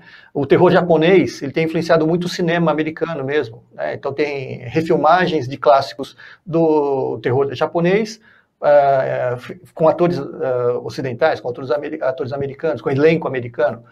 Tem o terror ou o suspense coreano. Então, cada cultura tem os seus medos, tem as suas tensões, né? E é curioso como, é óbvio, né? Alguns sentimentos mais primários são comuns a todas as culturas. Então, o medo, essa sensação de terror, essa sensação de opressão ou do desconhecido, né, daquilo que a gente, né, que é o sobrenatural ou não, mas que a gente não tem domínio sobre aquilo, ele realmente é apavorante, né? Então, por exemplo, a pandemia foi uma coisa apavorante, né? Ninguém pensava que uma doença como essa fosse causar uma situação tão grave como a que provocou. E mais do que isso, até a morte, ela passou a ser uma coisa muito premente, um número muito grande de pessoas morrendo, e notícias sobre a morte no noticiário da manhã, da tarde, da noite. Então, você vê, um dos elementos do terror é a morte, né? É a possibilidade de morte, a ameaça à vida, ou da morte que retorna, né? Dos mortos que vêm para assombrar os que estão vivos. A gente viu há alguns anos essa onda dos zumbis, que não era novidade, né? Nos anos 50 já tinha filme de zumbis, e eles viraram uma febre, né? Tanto é que teve seriado de TV, quadrinhos, né, do Kirkman, lá, coisa e tal. Então, os mortos-vivos, o terror ele é reciclado, né? A fórmula de se passar medo é reciclada. Se não é mais o Drácula do Vincent Price, de algum ator mais famoso, Bela Lugosi, é um outro Drácula mais moderno, mais, sei lá, sofisticado, né? Então, o medo, ele ainda vai suscitar boas narrativas, na minha opinião. Agora, como você vai tratar essas narrativas, como você vai contar essas histórias, é que vai mudar. Quando eu dou aula para os meus alunos, eu também dou aula de roteiro, mas roteiro audiovisual, né, não roteiro de quadrinhos. Eu falo que toda história, né, sendo boa, ela vale a pena ser contada. Romeu e Julieta, por exemplo, né, eu até falo para os alunos, vou dar um spoiler, hein? Os dois morrem.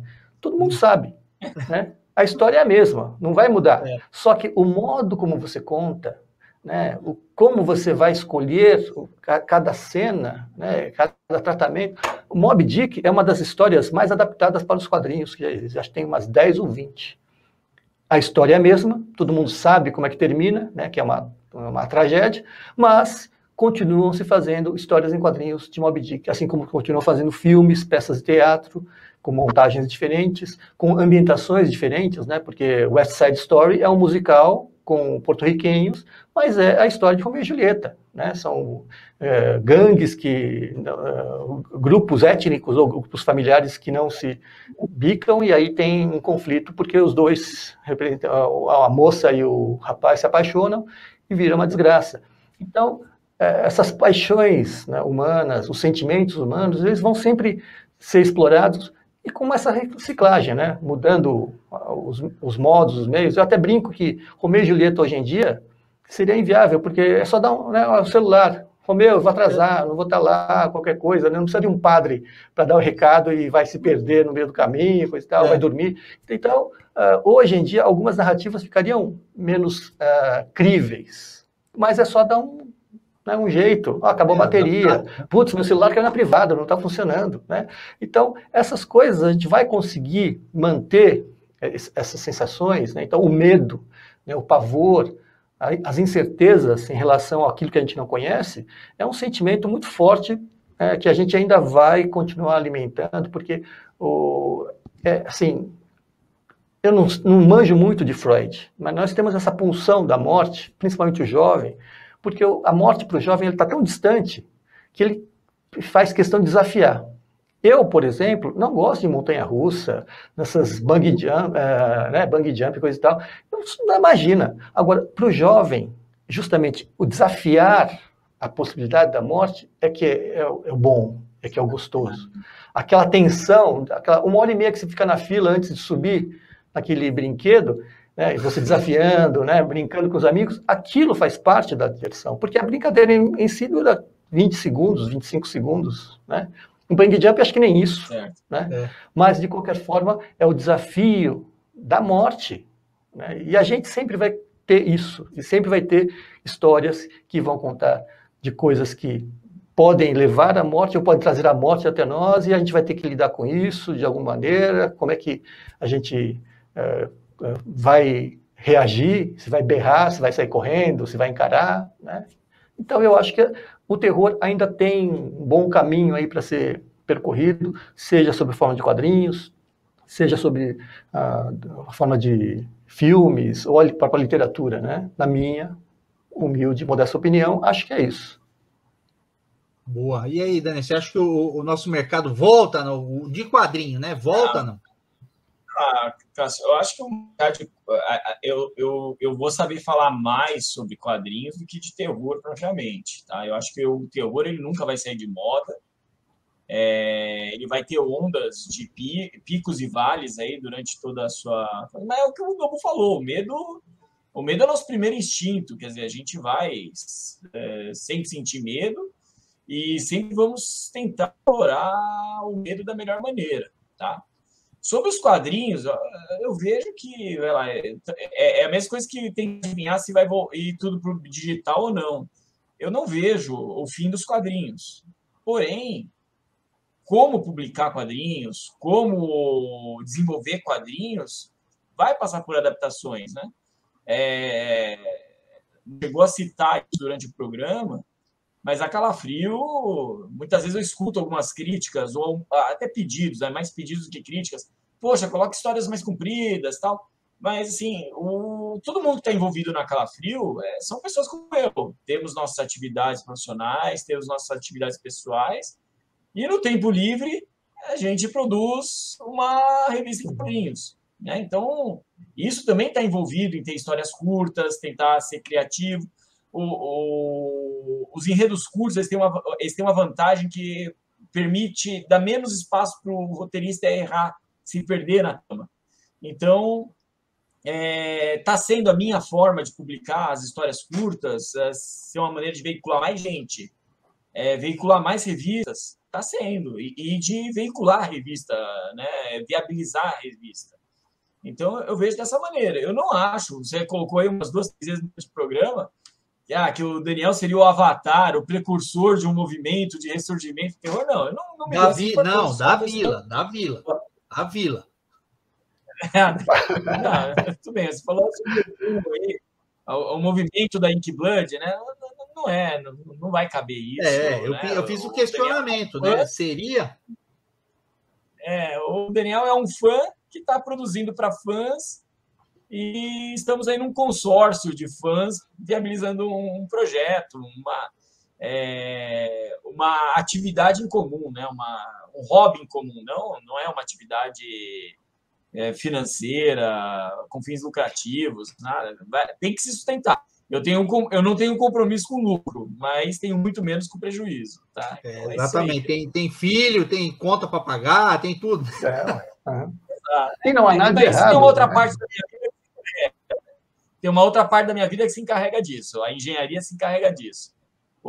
A publicação dos quadrinhos, né? A publicação das revistas, elas envolvem um gosto, um hobby. E sim, eu tinha um sonho que passou, não realizei, de fazer fanzines no passado. Né? Eu não cheguei a fazer, não consegui fazer, me achava muito aquém do que era necessário para produzir um fanzine. E as revistas estão suprindo isso aí um pouco hoje. Boa. A gente ainda tem o Cine Calafrio, Sessão Maguila. Então, vou encaminhar aqui, vou agradecer muito ao professor Nobu. Olha, para mim foi uma surpresa, assim, eu fiquei muito contente quando o Daniel falou, puxa, vou ver se o professor Nobu conversa com a gente sobre quadrinhos de terror e tal, não sei o quê. Eu fiquei, assim, muito contente mesmo. É sempre um prazerzaço conversar com o professor aqui, absorver um pouco aí, né, das pesquisas do professor e tal. Então, professor, muito obrigado aí por ter participado aqui com a gente. Deixa aí a sua mensagem e esse seu desafio aí, não sei se para o nosso editor ou para algum editor aí que se interesse em preencher essa lacuna aí, professor. Bom, eu é que agradeço o convite, né? Para mim foi inusitado, né? Porque eu participei aí não faz tanto tempo, né? Do programa, então fico muito contente, muito honrado de terem me lembrado de mim novamente. Recomendo a todos que estão assistindo que leiam quadrinhos cada vez mais, não importa se de terror, se de aventura, se é erótico, mas leiam quadrinhos, porque realmente vale a pena. E o desafio ao que o Cássio se refere, né, realmente é interessante que se faça, ou pelo menos se pense nisso, nessa possibilidade. Né? A gente já, acho que nessa nossa conversa, nós já não comprovamos, né, estatisticamente que, olha, é viável ter um público para isso, coisa e tal, mas que as pessoas gostam do terror, isso é sem dúvida. Né? Então, existe sempre pelo menos um interesse por esse tema, por esse gênero, e que vem sendo alimentado, né, vamos chamar assim, no decorrer dos anos, no decorrer das décadas. Então, mesmo que não existam mais, né, como as revistas regulares, né, ou bimestrais, ou trimestrais, ou mensais de banca, ou de livraria, como a Calafrio, como a Mestre do Terror, existem muitas edições eventuais, edição única, né, com tema terror. Então, isso é importante que a gente ressalte. Né? Então, o terror está sempre presente de uma forma ou de outra.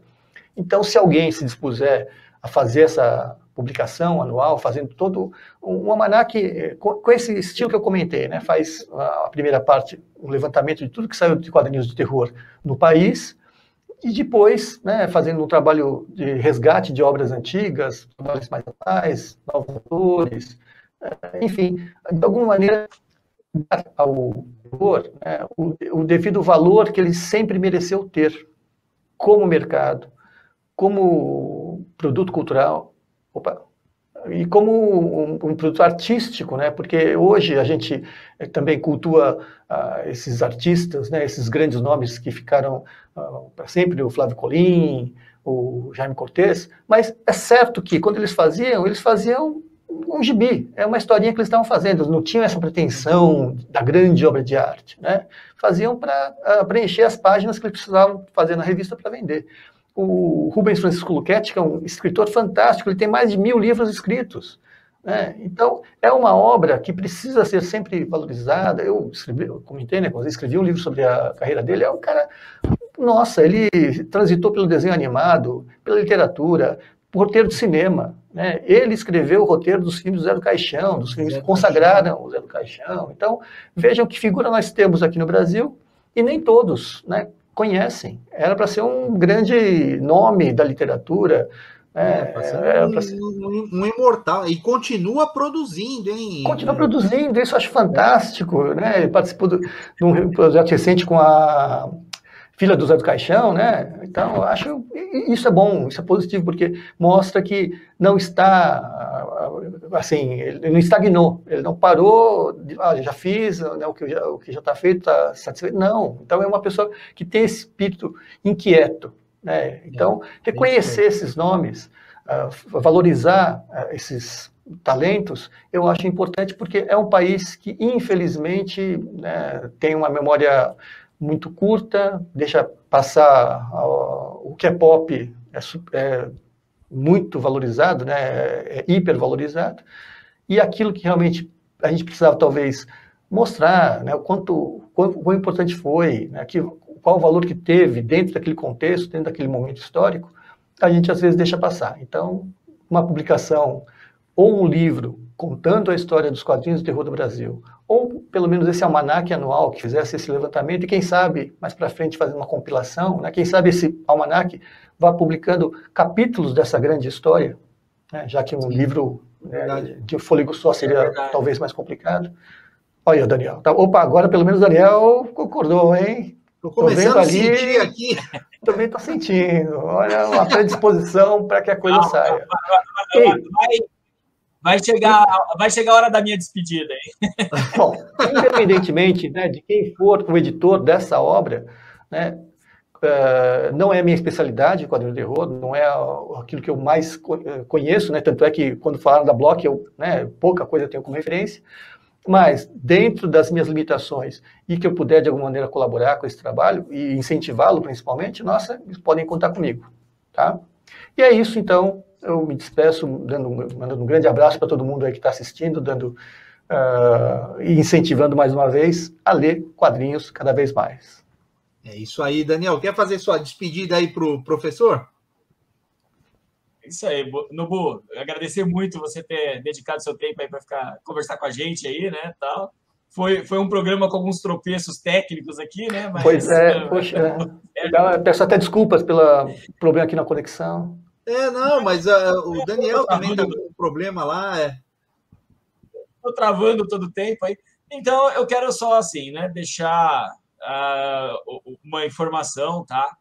Tem 2 livros sendo escritos hoje no Brasil, um sobre toda a mídia terror, tá? Então, um jornalista, eu já prestei um depoimento para ele, estou até para entregar mais material para ele ainda, tá? Mas ele está fazendo sobre um apanhado geral, quadrinhos, literatura, cinema, televisão, tudo isso aí, tá? E outro escritor, também aí já um tanto quanto consagrado, tá fazendo um livro sobre quadrinhos de terror, propriamente quadrinhos. Então, opa, tá travado em pouquíssimas coisas, o livro está quase pronto aí. Tá, poxa, okay? então é uma grande notícia. Para mim, então, esquece a minha recomendação, já está quase pronto, tá ótimo. Não, que a bibliografia seja cada vez mais extensa, né? Vamos ver o enfoque que esses dois escritores estão dando às suas obras. Tá? Eu prestei o mesmo depoimento praticamente para os dois, né? Dei alguns fatos, algumas evidências e provas também, né? De fatos que aconteceram, né? O que eles podem... Eu não sei o que eles vão querer explorar do que eu depus, mas tem vários. Assim, eles buscaram muitas fontes, muitos artistas, né? Então aí, vamos torcer para que seja publicado logo aí esses 2 livros e muitos mais aí, inclusive esses que você tá conclamando aí. Tomara. Tá joia? Eu não posso revelar, né, quem são, mas assim, ficaria... Ok. Seria legal se a gente desse em primeira mão aqui, mas a gente tem que proteger um pouco também o sigilo do projeto dos outros aí. Sim. Não, mas de qualquer forma, eles já estão convidados, os senhores autores aí desses livros que o Daniel citou, estão convidados aí, assim que o livro for lançado, vocês têm o espaço aberto aqui, porque, olha, eu fiquei contentíssimo com essa notícia aí, viu? Então, o espaço aqui é de vocês. Beleza. Para você ter uma ideia, para um deles, eu cedi um depoimento, acho que já deu mais de 30 páginas, assim. Para ver o que ele pode aproveitar. E para o outro, eu ainda pretendo entregar mais páginas ainda. Então, né, além das informações. Então, assim, isso que eles estão apanhando informações do mercado todo. Então, tenho certeza que vão ser obras muito legais aí. Estou na expectativa aqui, estamos torcendo. Boa. Bom, professor, muito obrigado aí pela sua participação, tá bom? E a porta aqui está sempre aberta para quando o professor quiser trazer alguma novidade, alguma coisa aí, pode contar com a gente aqui, que, olha, eu te garanto que o pessoal, meus inscritos aqui do canal, da família Canal Milhas e Milhas, adora os vídeos que tem a participação do professor. O seu vídeo anterior aqui é um dos sucessos aqui do canal. Então, muito obrigado, viu, professor? Obrigado. Eu que agradeço mesmo. Logo, obrigado. Eu e o Cássio vamos nos matricular no programa de pós-graduação lá com você. Você vai nos orientar lá. Torcer para isso também. Joia. Obrigado, professor. Falou. Poxa, Daniel, cara, que papo bacana. Obrigado aí pela surpresa que você me fez de conversar mais uma vez com o professor Nobu, que dá uma aula aqui para a gente de simpatia de conhecimento, né, cara? Muito bacana. Putz, Cássio, o pior é que é muito conhecimento, né, cara? Como a gente começa a ir para outros espaços, assim, da conversa, né, cara? Como tem... Cara, a gente tem que chamar o Nobu mais vezes aí, cara. Exatamente, porque assim, a gente não consegue manter uma linha ali, porque assim, o professor ele tem um conhecimento tão amplo dos quadrinhos, de tudo, que automaticamente ele começa a puxar coisas que interessam para a gente, né? Que a gente quer saber. Então, Exato. cara, olha, fantástico, fantástico. A gente tinha programado 40 minutos. Exatamente, a gente programou, não, vamos fazer um programa aqui de 40 minutos, falando rapidamente sobre a história do quadrinho de terror no Brasil e tal. Olha aí, galera, vocês desculpem a gente aí, mas a gente já está caminhando aqui para o finalzinho e a gente não pode ficar sem o Sessão Maguila, porque eu sei que tem gente que faz questão de ficar esperando para ver se vai ser contemplado aqui nos agradecimentos do nosso editor predileto. Então a gente vai agora para o Sessão Maguila. Vamos lá, Daniel. Bom, Cássio, eu quero mandar um abraço aí. Deixou uma mensagem bem legal aí, o Zilomar, esse gauchinho aí, ele já foi em outro, já ganhou um abraço de São Maguila aí em outros programas passados aí, né? Mas deixou uma mensagem bem legal aí, então um abraço aí para esse gauchinho. Quero deixar um abraço também para o pessoal ali do Papo Fantástico, tá? O Robson Santos e o Clécio Alexandre. Eles mandaram aí umas mensagens recentemente, né? Então, mandar um abraço para os dois. Eu gravei uma vez um podcast com o Robson, assim, muito bacana, para falar sobre quadrinhos de terror, sobre as revistas. Foi muito legal, né? E o Robson acabou se deparar com vários desafios novos na vida. Entre eles, ali, uma pessoinha que apareceu em casa ali, né? Então, que maravilha! A visita da cegonha ali, né? Então, um grande abraço para o Robson, tá? E, Cássio, hoje, o dia da gravação, tá? Bom, ele é o dia de lua cheia, ele está precedendo, amanhã de manhã vai ter o que os astrônomos estão anunciando como o maior eclipse parcial do século, tá? Então, com essa chuva, eu acho que aqui em São Paulo, né, em Indaiatuba, eu não vou poder assistir. E hoje é o dia do colecionador. Então, vamos mandar um abraço para todos os colecionadores aí, né? O pessoal aí. Então, 18 de novembro, dia do colecionador. Grande abraço. Não, Sessão Maguila especial para todos aí. Que, afinal, são as coleções que nos movem, né? Exato. É esse desejo de coleção que trouxe a Mestres do Terror e Calafrio de volta. Então, foi isso aí. A gente tem que comemorar mesmo. Então, galera, a gente está mandando aqui, ó, um feliz dia do colecionador.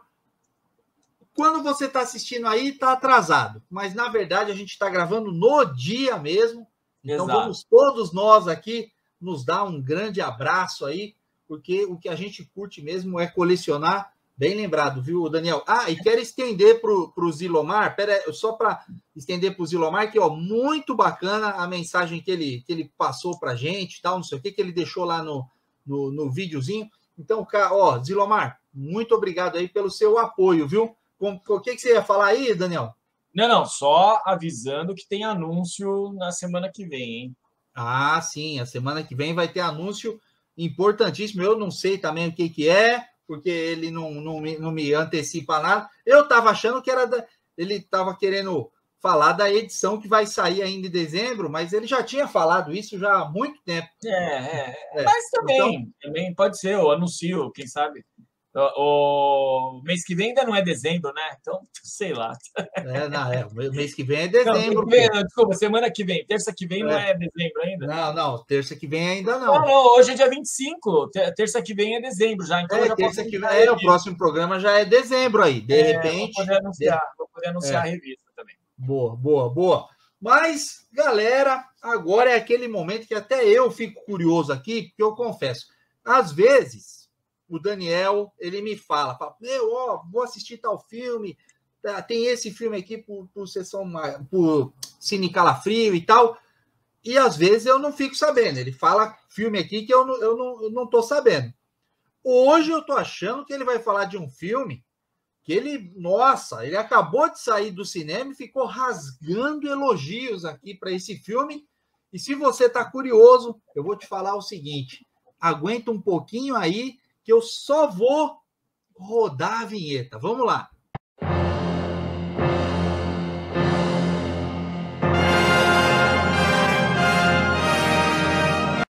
Bom, Cássio, vai lá. Eu vou falar de 3 filmes. Já que o programa ficou longo, eu vou falar de 3 filmes aí, tá bom? Porque vai ter umas ideias legais aí, então não dá para falar tantos no próximo também. Mas, bom, primeiro eu vou falar do Marighella, tá? Eu fui assistir. Vou eliminar as paixões dos nossos tempos, tá ok? Eu gosto muito do Wagner Moura. Fui assistir o filme. Eu acho que o forte do filme são só a atuação dos atores. Tem atores que eu conheço, muito bons aí. Acho que o Bruno Galhaço fez uma baita de uma atuação. Talvez seja o ponto mais forte do filme. O Seu Jorge não é um ator aí exatamente de profissão, mas atua dentro assim, de uma maneira muito boa, muito efetiva. Erson de Capri tem papel menor, tal. E os atores que eu não conheço exatamente pelo nome estão lá e fazem bom. Não é um filme que eu gostei de assistir, tá bom? Acho mal filmado, algumas cenas parece que você tá pior do que eu aqui agora, quando a câmera saía correndo, assim, sabe? Não tá legal. Estilo Bruxa de Blair. Assim, não achei que ficou bom, as tomadas são escuras, você demora para captar o que está acontecendo em algumas das cenas, tá? A ambientação de época está bem legal, trouxeram veículos antigos, o figurino tá de acordo. A história a gente deixa aí por conta vai ter do que cada um assistir e ver como o roteiro está sendo desenvolvido, tá ok? Outro filme que aí eu tenho que citar, esse eu adorei, tá ok? Será que é esse o que eu estou pensando aqui? Esse, Os Tradutores. Pessoal, não percam esse filme, muito bom. É um mistério no estilo Agatha Christie, tá? Até fazem uma citação sobre o assassinato no Expresso Oriente. O filme é muito bom, muito legal, e tem até parte dele falada em português. O filme é francês, só que ele reúne um tradutor de cada país ali da Europa, né? Óbvio que são todos os países da Europa, mas é muito interessante, os personagens são deliciosos, assim, de você acompanhar, ver a diferença entre eles. E a história é um suspense, um mistério policial com suspense. E ficou muito legal aquela Torre de Babel que é formada dentro do filme, assim. Recomendo demais. Eu não conhecia nenhum dos atores. Vale muito a pena assistir o filme ali, tá bom? Bom, o terceiro filme é um musical. Eu adoro musicais. Chama Querido Evan Hansen, tá? Cara, é um musical, temática adolescente. Tem seus méritos, principalmente os atores atuam muito bem, tá? Fala sobre amizade, fala sobre mentiras, sobre segredos, e sobre o que a gente gosta de escutar, né? Fala muito sobre mídias sociais também. O que eu posso dizer assim, o ponto forte do filme, o segundo ponto forte do filme, Cássio, é a atuação da Amy Adams, né? Que ela atua demais, tá? Então, o primeiro ponto do filme, já que você não perguntou, é a presença da Julianne Moore, que ela sempre é demais. Então, aí sim. Ou melhor assim, né? Vamos lá, ela nunca é demais, né? A gente nunca. Sempre na medida, né? Cara, não, sei lá, eu nunca me canso de ver a Julianne Moore, entendeu? Sou muito fã dela e ela tá ali no filme, atua fantasticamente. Quer dizer, mesmo que ela ficasse de boca fechada o filme inteiro, ainda é a Julianne Moore, né, cara? Então, perfeita, como sempre, assim, uma atriz completa, né? Então, Tá aí. O filme vale a pena pelas duas, principalmente. Boa. Tá? Mesmo Boa, que você não boa. goste de musical, eu adoro musicais. Mesmo que você não goste de musical, mesmo que eu acho que o filme até se arrasta um pouco, ele podia ser cortado meia hora desse filme aí tranquilamente, entendeu? Mas só pela presença dessas duas atrizes aí, a maneira como elas estão no filme, vale muito a pena. Show, show. Galera, esse filme Os Tradutores, olha, eu tô querendo dar um jeito de assistir, porque assim, o Daniel ele ficou muito empolgado quando ele saiu do cinema, não é comum ele fazer isso. Ele saiu do cinema, já mandou um áudio.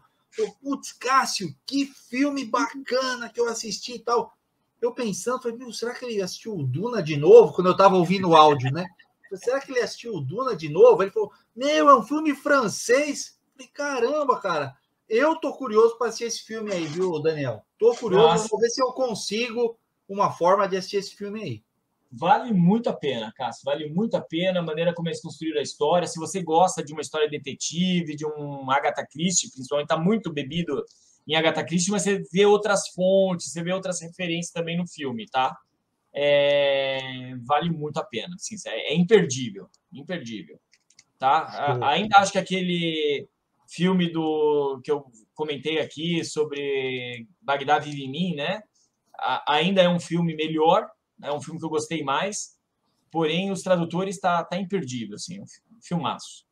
Boa, boa. Eu vou correr atrás para assistir e recomendo a vocês aí, ó, também corram atrás, assistam e faz o seguinte, galera, usa o nosso campo de comentários aqui, uma que é importante para o canal, que os vídeos tenham comentários, senão o YouTube fala, meu, esses caras ficam 2 horas falando aí, ninguém comenta merda nenhuma, quer dizer que foi ruim. Então, deixa comentários aqui e vamos ver se a gente consegue pegar o hábito aqui de comentar em cima dos filmes que o Daniel traz pra gente, né? Para saber, pô, Daniel, eu fui ver, curti, não curti. Ô, Cássio, aquilo que você falou do Duna ali não tem nada a ver, você não manja bosta nenhuma.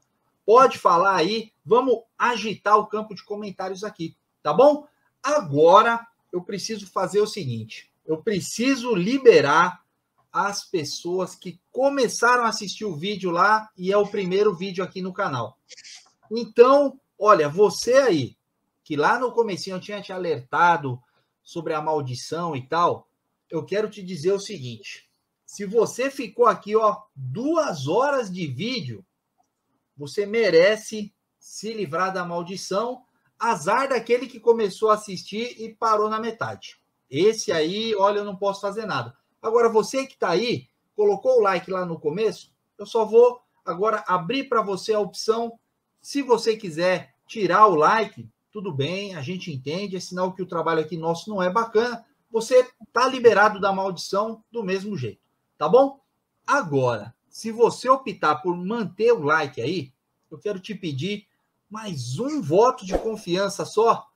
Se inscreve no canal, toca no sininho, dá uma navegada ali, ó, nas nossas playlists do canal. Eu tenho certeza que um dos programas aqui, são mais de 15 diferentes, você vai curtir, tá bom? Quero agradecer aí a todo mundo que acompanha aqui, os nossos mais de 2.600 inscritos, todos os leitores da revista Mestres do Terror e Calafrio. Daniel, boa noite. Obrigado, viu, irmão, por essa surpresa agradável de conversar com o professor e esses filmes maravilhosos. Esse nosso bate-papo é sempre muito bacana. Obrigado, Daniel. Beleza, Cássio. Bom, obrigado aí por mais essa terça-feira, né? Mandar um abraço aí para os leitores da Calafrio, da Mestre do Terror, pessoal aí que vai estar assistindo a gente, que está até agora com a gente, pessoal que vai vir depois aí assistir. Eu ainda estou com os pontos de uma cirurgia que eu fiz semana passada, tá, Cássio? E assim, eu falei que vai ter um anúncio aí, e toda essa minha ausência aí eu tento dar uma justificada no próximo programa, tá ok? Você acompanhou todo o peso que foi a revisão, né? A preparação da Calafrio 74 aí. Então. O golpe na reta de chegada. Tudo isso aí, e assim, principalmente o esforço dos artistas que tiveram, eu vou ter que explicar tudo isso aí num programa, porque essa edição tem muita história de bastidor, tá? Então, vamos falar aí sobre ela, se não no próximo programa, no seguinte, tá? Porque vai ter história para contar. Né?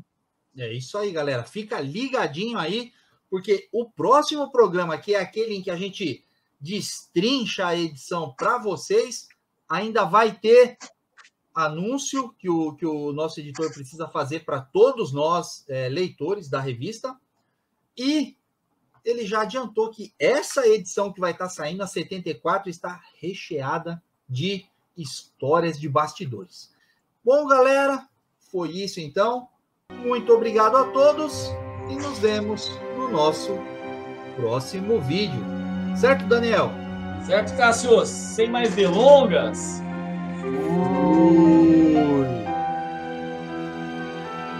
Não se inscreveu ainda?